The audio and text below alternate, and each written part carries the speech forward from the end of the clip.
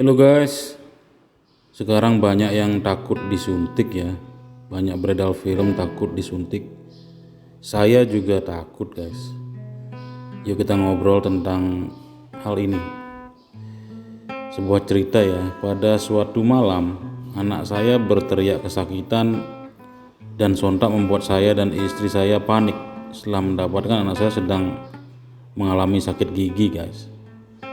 Saya dan istri akhirnya segera mengantarnya ke sebuah medical center meski malam hari dan tubuh ini sudah terasa sangat lelah guys. Sakit adalah hal yang biasa dan dapat terjadi pada siapa saja. Namun ada sebuah momen yang menarik yang dapat saya lihat ketika melihat anak saya ketakutan guys untuk diobati. Untung saja dokter yang menanganinya sangat pintar untuk menenangkan pasiennya. Begitu juga kami para orang tua melakukan hal yang sama ya. Takut pasti pernah dirasakan oleh semua orang dan malam itu saya melihat ekspresi takut ada pada wajah anak saya. Namun dia juga pasrah menghadapi ketakutannya.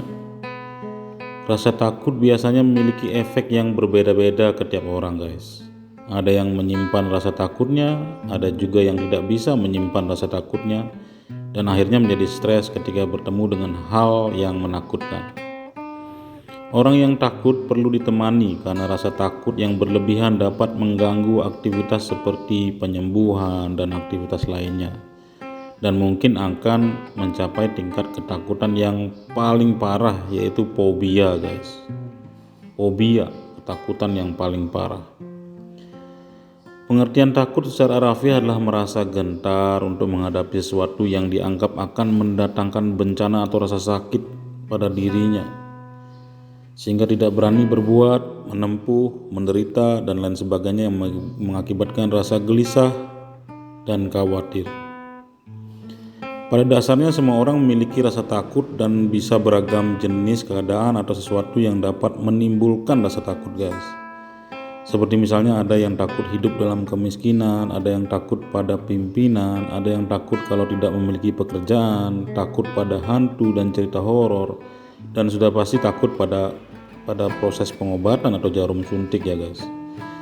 Tapi melalui kejadian ini saya melihat sebuah suasana pasrah dan keinginan untuk sembuh menyebabkan rasa takut itu hilang, dan usaha orang lain yang mampu menghilangkan rasa takut itu.